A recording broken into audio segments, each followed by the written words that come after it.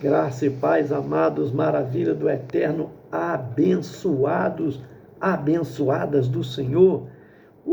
Maravilha! Mais um Café com Deus, com o pastor Maurício Loureiro. Olha aí o Café com Deus de hoje. Está lá em 1 Tessalonicenses, capítulo 4, versículo de número 17. Quero falar sobre a realidade do arrebatamento. O arrebatamento é uma realidade. Vamos lá. Oh, glória a Deus. Olha o que está escrito lá em 1 Tessalonicenses, capítulo 4, versículo de número 17. Mas antes eu quero te agradecer, você que tem compartilhado. Me ajuda muito, hein, quando compartilha. Curtido, tá? Dá aquele joinha para nós nos nossos vídeos. Quando você se inscreve no nosso canal, você não imagina o quanto você fortalece, tá? E quando você faz comentários, tá bom?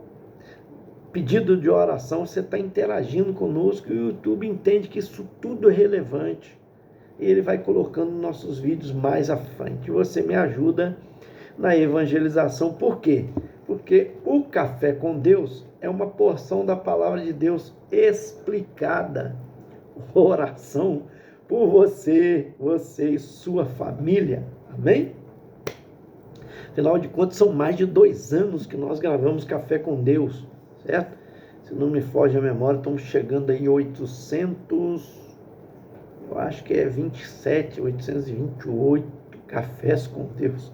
Oh, aleluia! Gente, você que não se inscreveu, me ajuda aí.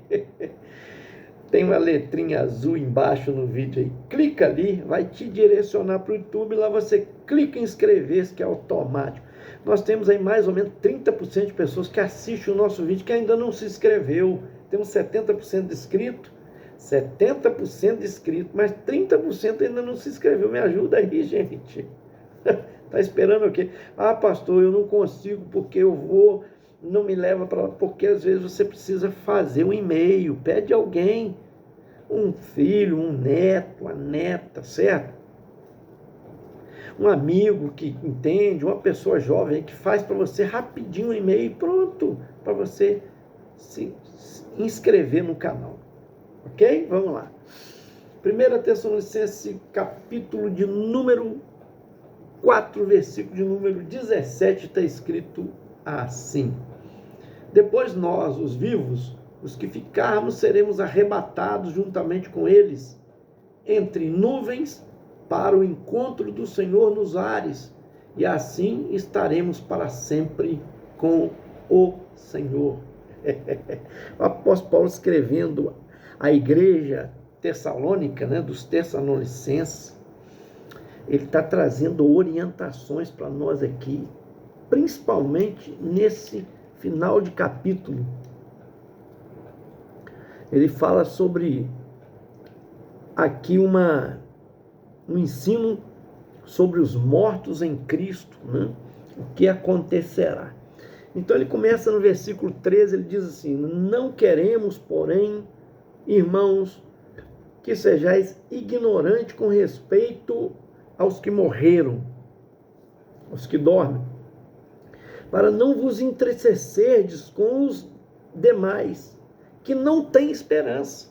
Quer dizer, com pessoas que não têm esperança, com os demais que não têm esperança. Vocês são cristãos e há uma esperança para nós após a morte. É isso que ele está dizendo aqui, trazendo um esclarecimento do que acontece com a pessoa que morre. Porque haviam crenças, morreu, acabou, Tinha os saduceus que não acreditavam na ressurreição, tinha os fariseus que acreditavam, havia um debate entre eles. Então Paulo está mostrando aqui bem claro, deixando para nós aqui. Aí alguém pode dizer: pastor, mas a palavra arrebatamento não existe na Bíblia. Meu irmão, minha irmã, depende da versão que você está lendo. Se você está lendo uma versão, por exemplo, latina, tá? Ela existe sim, significa, tem a palavra que é rapturo, Tá? E o grego, por exemplo, está escrito harpazo. E está escrito, inclusive, no Novo Testamento, só no Novo Testamento, 13 vezes. 13 vezes no Novo Testamento. Não é 3, não, é 13 vezes. Inclusive, esse texto que acabamos de ler tem essa palavra que traduzida significa arrebatamento. E o que é o arrebatamento, pastor? Primeiro, Paulo está orientando para nós não sermos ignorantes acerca disso e a nossa esperança não ser vã. Ele continua, versículo 14: pois se cremos que Jesus morreu e ressuscitou, assim também Deus, mediante Jesus, trará juntamente em sua companhia os que dormem. Quer dizer, assim como Jesus ressuscitou, trará a ressurreição àqueles que estão mortos. Que havia uma crença que a pessoa estava dormindo, e até hoje há, né, a religião que defende que a morte é um sono. Nós, a maioria dos evangélicos, acreditamos que a pessoa não está dormindo. É chamado de sono porque a gente está vendo a pessoa morta ali e parece que ela está dormindo, porque o espírito não está mais nela. Então, mas ele está num estado de sono, de sonolência. Não. Lá, em Lucas, no capítulo 18, fala que após a morte, um rico e Lázaro estavam conscientes após a morte. Jesus conta isso. Eu acho que Jesus não contaria uma parábola que não fosse real, que não fosse verdade, né? Ele não usaria. Por isso que eu acredito que ele não usaria de um fake news, algo que é falso, né, para dizer, tá? Traz lições para nós, um está no Hades, no inferno, o outro está no céu, no paraíso, e um vê o outro, né, pedindo socorro, e Abraão diz que há uma divisão entre eles, quem vai para lá não pode vir para cá, quem vem para cá não pode ir para lá, né? Que deve se escutar a mensagem que está sendo pregada, mensagem, os profetas que estão anunciando a palavra de Deus. Lá tem o Moisés se referindo, tem as leis e os profetas. Ouçam-nos. Quer dizer, nós somos os profetas que estamos pregando, como foi Elias, Eliseu e os demais, né?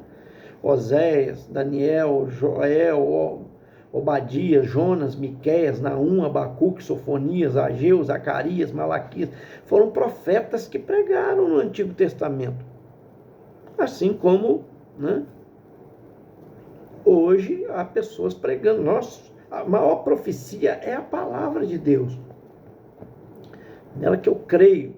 Ela é inerrante palavra, ela é a palavra viva, né? Não tem erro na palavra. Amém? Pode ter erro em tradução, palavra não. Tá? E homens podem errar, mas são corrigidos, né? Por isso que a Bíblia tem corrigida e atualizada, Almeida corrigida, atualizada e assim vai. Tá? E a Bíblia católica é igual à Bíblia evangélica, igual à Bíblia espírita, a não ser Evangelho segundo Allan Kardec. Aí já está explicando que não é igual aos outros. Ele que escreveu um livro dando interpretação dele. Mas a Bíblia que tem lá é igual a que nós temos aqui, igual tem a Igreja Católica, certo? Então, não é por esse caminho. Vamos lá. Bem claro para nós, Paulo continua dizendo aqui do versículo 15: ora, ainda vos declaramos por palavras do Senhor isso, nós os vivos, os que ficarmos até a vinda do Senhor, quando Jesus vier, de modo algum precederemos os que dormem. Nós não vamos passar na frente dos que morreram.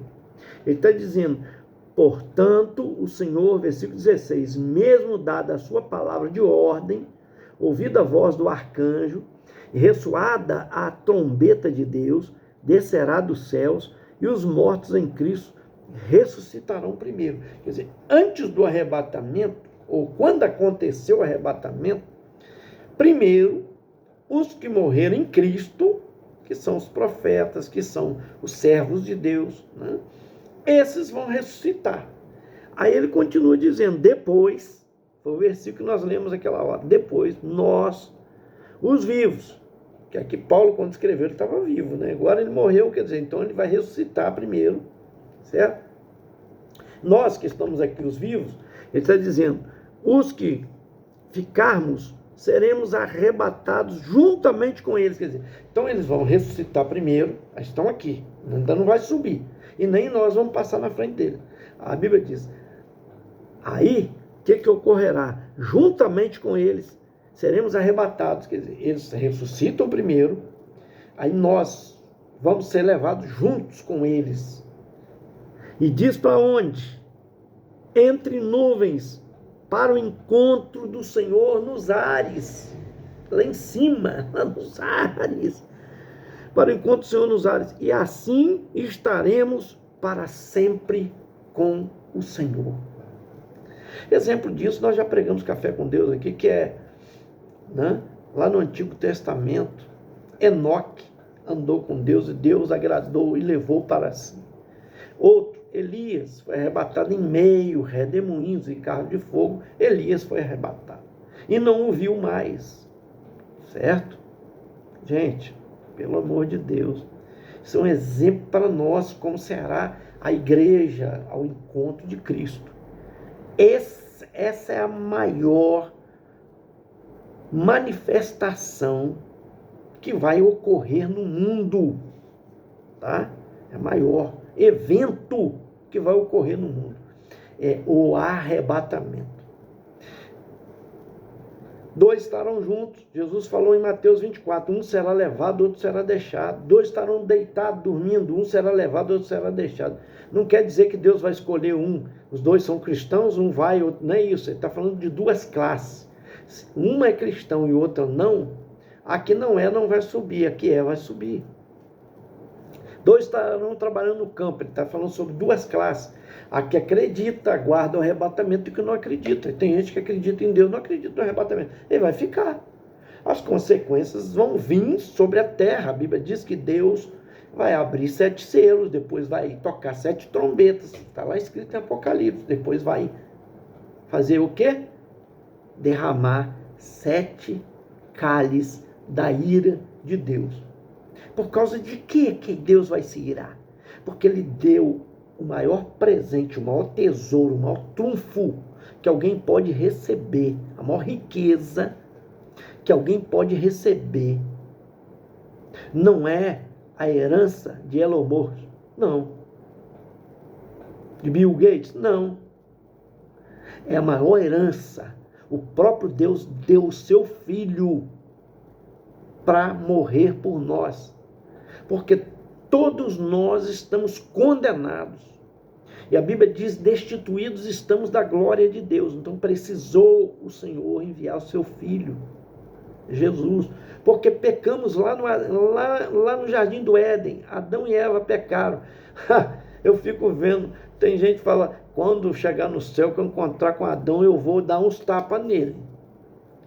Tem mulher que eu já vi falar, vou dar uma coça na Eva. Não, ela representava toda a raça humana. Adão representava a mente de todo homem. E a Eva representava a mente de toda mulher.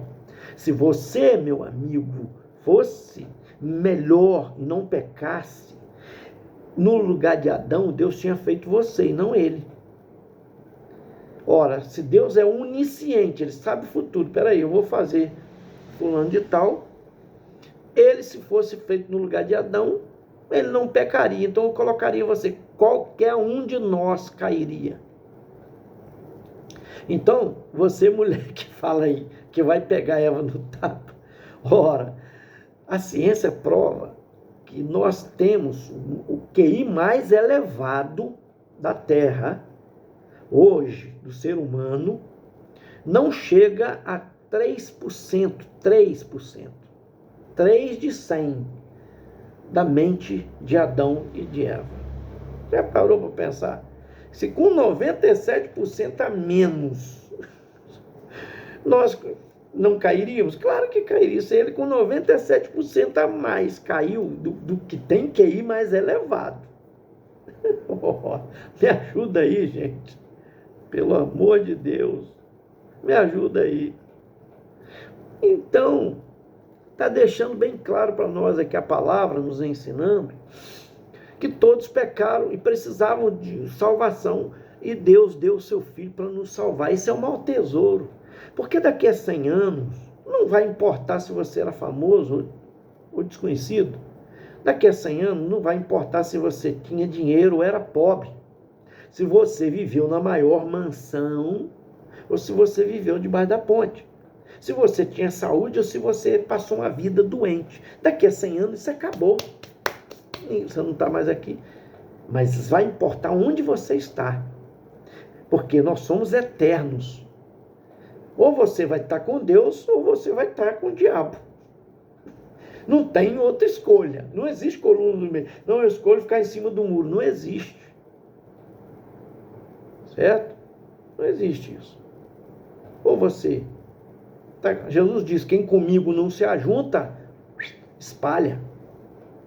Está espalhado, você está fora dele. Então você precisa entregar sua vida a Jesus, valorizar esse tesouro que Deus te deu, que é o sacrifício do seu filho, o sangue derramado, porque senão a ira de Deus virá lá no futuro. Logo após, eu creio, pelo menos a maioria da igreja crê assim, né? A maioria dos teólogos acreditam assim, primeiro vai acontecer o arrebatamento. Por quê? Porque Deus não quer que os seus filhos fiquem na ira. Já está escrito quem vai ficar, já são reservados para isso, são as 2 testemunhas e 144 mil judeus, diz a Bíblia, para dar testemunho do Senhor. Igual Elias pensou, só eu fiquei como profeta. Peraí, eu deixei milhares de joelhos que não se dobraram a Baal. Não é só você não pensa que você está sozinho, você não está sozinho não. Deus não dá peso demais para ninguém não.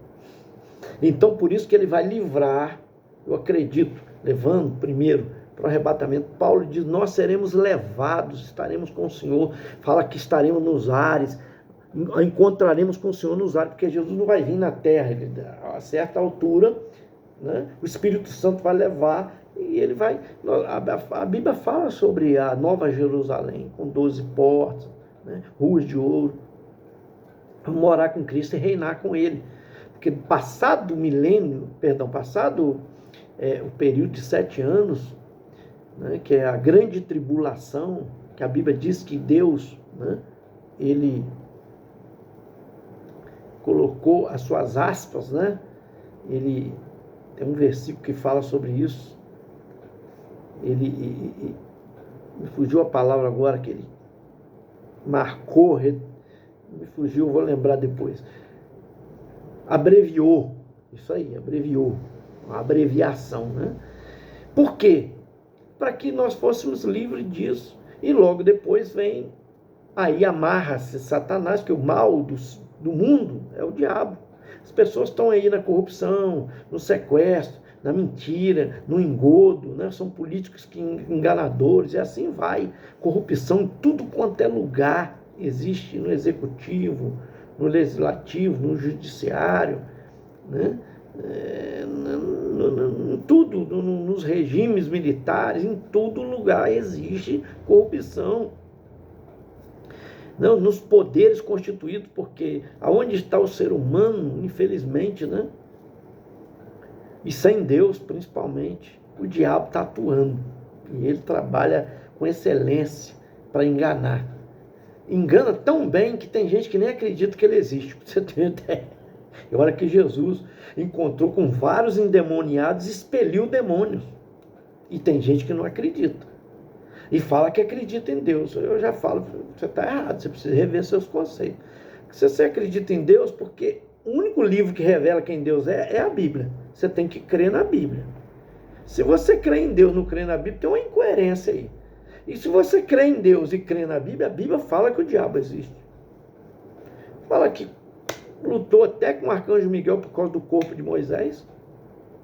Como é que o diabo não existe? Tentou o Senhor num princípio do seu ministério, a Jesus. Como é que o diabo não existe? A Bíblia fala em Apocalipse sobre o diabo. Fala sobre os seus poderes, sobre isso, né? as suas manifestações. Inclusive fala que ele vai ser acorrentado por 1000 anos. Ora, me ajuda aí, gente. O livro de Jó fala sobre o diabo, capítulo 1, lê lá. Antes de Salmo, pastor, não sei onde está Jó. Antes de Salmo, busca lá, está coladinho. Salmo você sabe onde está. Todo mundo tem um salmo aberto, 23, 91. Me ajuda aí, gente. Não sabe quem não quer. O arrebatamento é uma realidade. Mas é para quem crê. Se você acredita que vai ser livre desse mundo, vai viver com Cristo, você vai. Porque Jesus morreu na cruz para te salvar. Agora, a salvação é pela fé.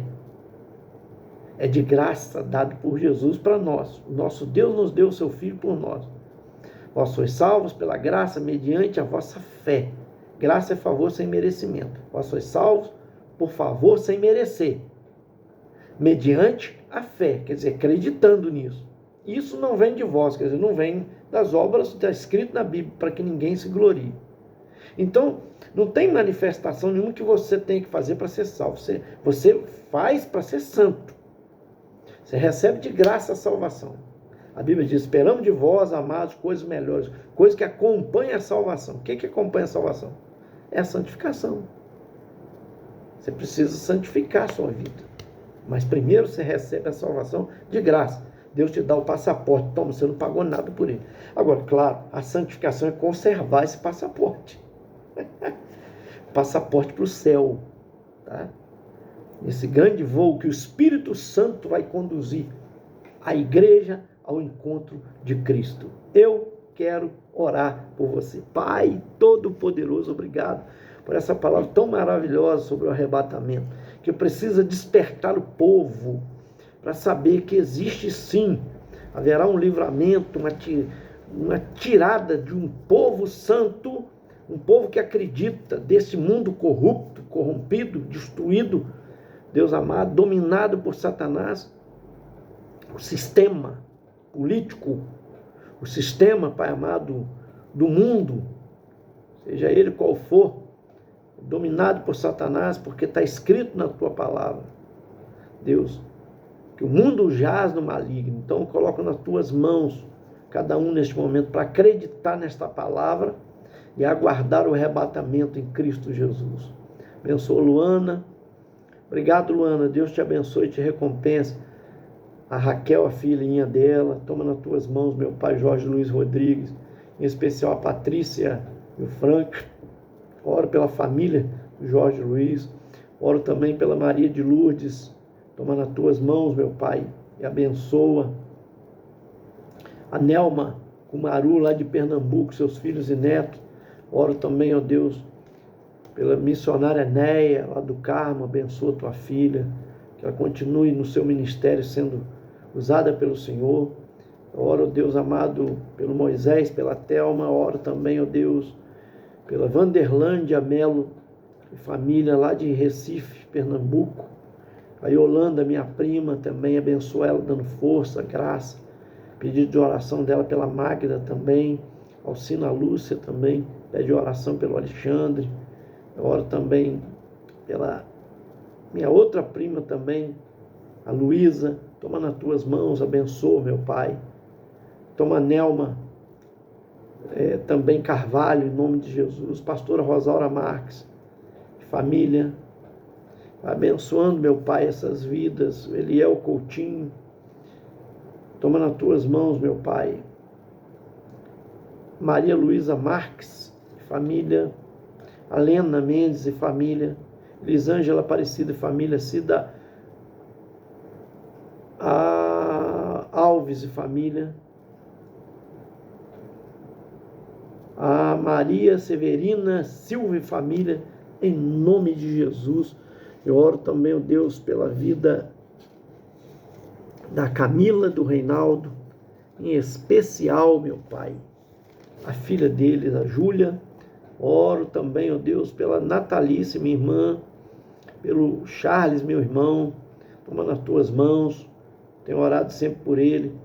Ah, Deus amado, em nome de Jesus. O Alexandre, Deus, oro por ele também, lá do Rio de Janeiro. meus primos, em nome de Jesus. Esse foi mais um Café com Deus. Gente, senta o dedo com força que eu te aguardo, hein? Até o próximo. Aleluia!